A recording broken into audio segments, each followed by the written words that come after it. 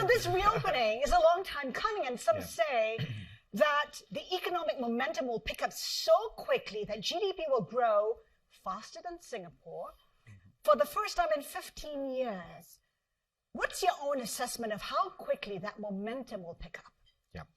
So first of all, thank you. Great to be here with you, Haslinda. I mean, it's a great event. But it's hard to look at the Hong Kong opening by itself. I mean, you also have to look at what's happening in China. I mean, and there's a lot of connect. I mean, our role is to essentially be a great connector, and that's why we want to be a great connector to every economic part of the world, including Singapore, and try to do as much as possible with Singapore and with others.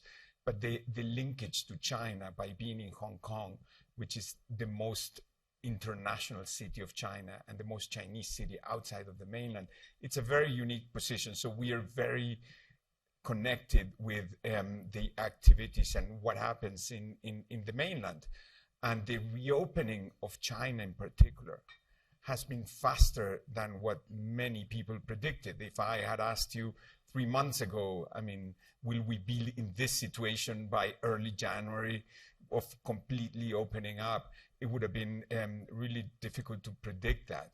So I do believe that the post-COVID reopening of China is going to be the most consequential positive catalyst to global markets in 2023. It's very significant. And of course, Hong Kong is in a very unique place to take advantage of all the opportunities that come out of this reopening. And so I'm quite optimistic about the future. There was a meeting in December around the Central Economic Workforce Conference in China, which is where they set up a little bit of the parameters of what they want to do in the future. And a lot of the policies there were very supportive of growth. So what will that translate to for the Hong Kong Exchange? Are you looking at a better IPO pipeline? Are you looking at a boost in terms of your trading volumes for the next maybe 6 to 12 months? Yeah. We've seen in the first few months already, in the first month actually, which is the last few days, I mean, activity picked up quite a bit. Our average traded volume is more or less 150 billion right now. And and it was for the whole of last year on average 125 for the whole year. Now, we say it's been really tough. There were no IPOs in last year and all that. But in Hong Kong, we had 90 IPOs, 90. Okay. I don't remember the exact number for Singapore, but it is the worst year since the financial crisis. Very challenging year. But 90 IPOs raising around 110 billion Hong Kong dollars. And in the last month, in December, we had 20 IPOs in 1 month. And the second half of last year, it was four times more in number of volume compared with the first half. So we clearly see a progression. And the first half started very, very, very strongly. So I do think that if China reopens the way that we're seeing it, and it'll be very positive. The Hang Seng Index, since the beginning of November, is up 40%. Hang Seng Tech Index is up 60% since November 1st. So we are seeing this translated in increased activity in the market, increasing interest. We're seeing lots of inflow, so it's positive momentum right now. As you said, the Hang Seng is actually having the best start to a year since 2018. You talk about those IPOs. Are you expecting mega IPOs? I mean, I know that you've been after the IPO of Saudi Aramco that failed 2016, 2018. Are you looking at getting that? Perhaps? Yeah, I mean, Hong Kong has traditionally, since the listing reforms of 2018, become mostly a new economy market. We've had 254 companies go public that are like under the new regime. Since this regime was implemented, they raised about 1 trillion Hong Kong dollars of capital.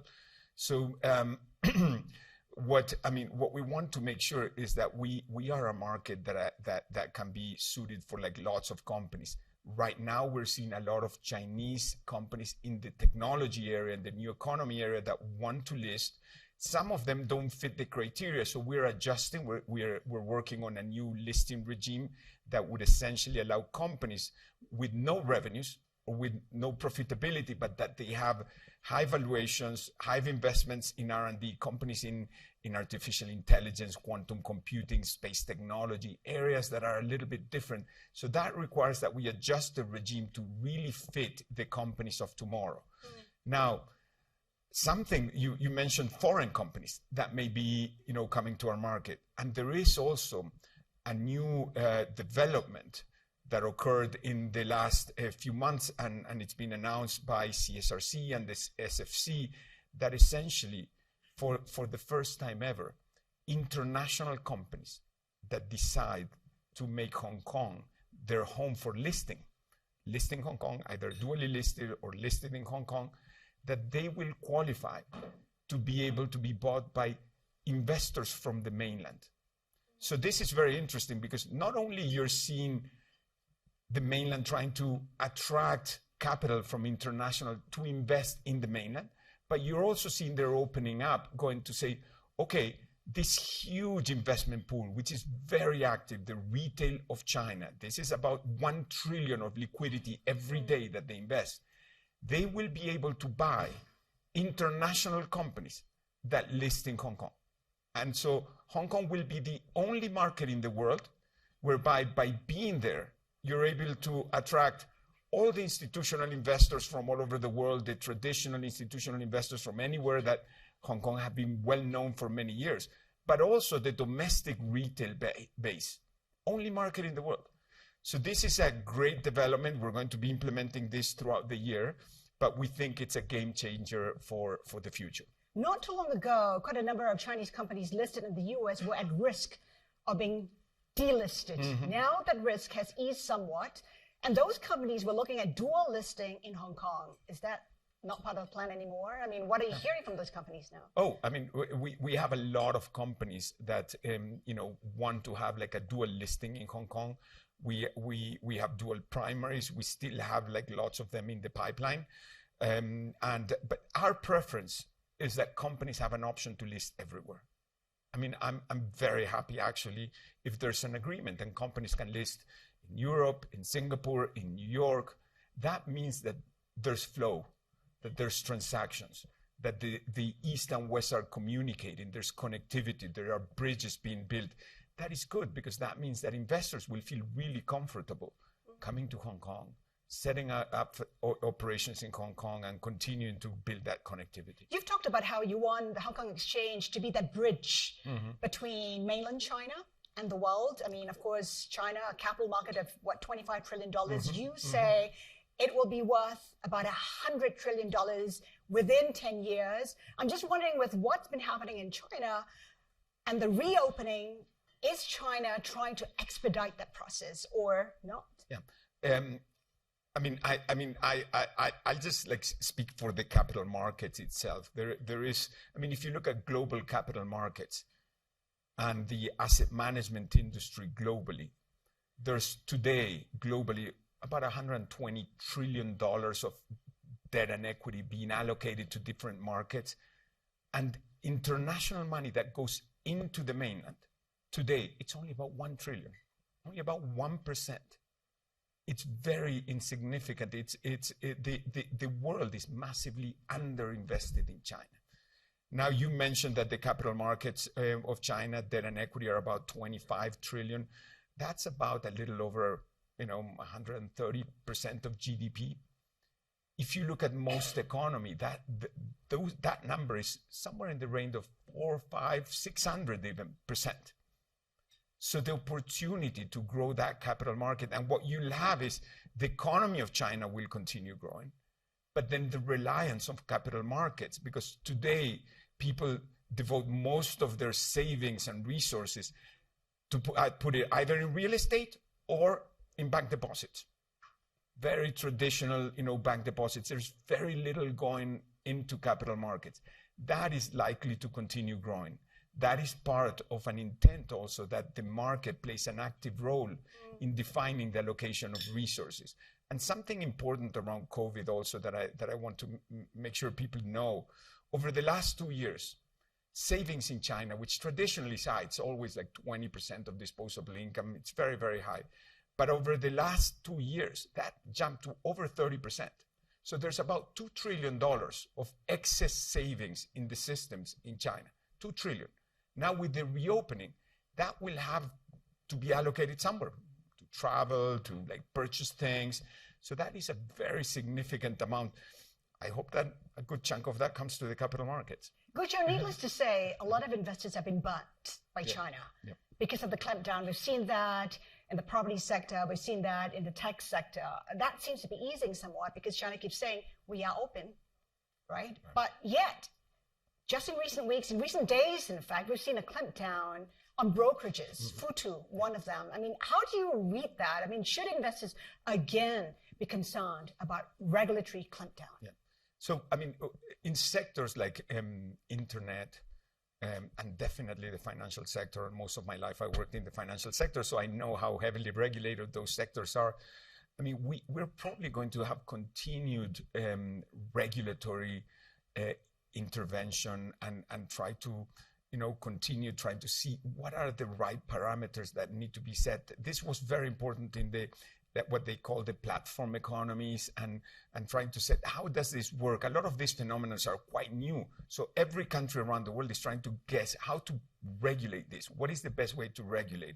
The good news is that every message that we've been hearing over the last few weeks is that process of rectifications of a lot of areas in the platform economy, internet economy, new economy that were not properly operated, they're being addressed, and we're at the end of the process. And so hopefully it generates a new wave of growth. I mean, we've seen some refinancing of very large internet players. And same thing goes for the financial sector. You require licenses and regulatory permission to do certain activities, and we will continue hearing noise on this here and there. But on the whole, the clampdown is over, you think? The messages that we're hearing around fundamentally platform economies is that the rectification processes and the fintech, I mean, most of that process is getting towards the end. Those were the messages that came. I think the chairman of CBIRC even publicly mentioned that we're getting to the end of a 2-year process of rectification. You've been in the position for about 1.5 years now. Yes. How challenging has it been? One, because you're the first non-Chinese, and also when you take a look at the management changes at the top, we've seen quite a few. I mean, is there difficulty in maintaining the team that you want, and is that impacting your day-to-day operations? Yeah, no, I mean, it's obviously the markets were tough markets. I joined in May 2021, which was like the peak from the markets. I mean, and since then it was a tough market. We've seen then in October, end of October, the recovery that was quite aggressive. So.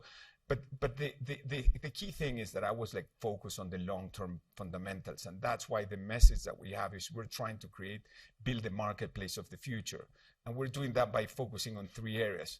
Number one is connecting China and the world. We have to look at our advantages and try to make sure that we can extend that to other areas. Second is connecting capital with opportunities. And the third, connecting today with tomorrow. In the process of doing that, actually, we managed to attract some great talent, actually. I mean, the former CFO of the Brazilian Stock Exchange joined us, and he's our head of strategy, corporate strategy, and we brought like many other talented people to the exchange. Naturally, over time, as we start focusing on certain areas and making some progress on certain areas, we do have an opportunity to promote new people, to get them in positions that they're more challenged. 6 very difficult quarters. Have your shareholders come to you saying, you know what, you have, I don't know, 6 months, 12 months to turn things around? Has there been a lot of pressure on you to turn things around? I mean, the focus is always on the long term and doing the right thing for the long term. We have achieved a lot. I mean, if you think about the initiatives connecting China and the world, there's been more initiatives around connecting China and the world. We had ETF Connect, We have the announcement of Swap Connect. We're launching bond futures. We launched an A50 equity index futures. We have Southbound Stock Connect that is going to be settled in the renminbi. I mean, there are so many initiatives that have been implemented over the last year that our focus have been in execution, making sure that we create the right conditions for our company to thrive, and the market will go up and down depending on geopolitics, macroeconomics, a lot of things. We just have to do the right thing in the long term. Just a little question. We have 8 seconds left. Okay. As we take a look at the year ahead, what are you most excited about, and what do you deem as the biggest risk? Well, I'm very excited about the reopening story and how that evolves, and how this new chapter that we have of attracting international companies into our markets. I mean, I think that's going to be very exciting. What am I concerned about? I'm always concerned about geopolitics and the fact that may derail, what we're trying to do. Taiwan, is it? Yeah. Not so much Taiwan, in general geopolitics. I mean, the conflicts between East and West. I mean, the purpose that one of the key things that we're trying to do is to minimize conflict and make sure that people are, speaking to each other.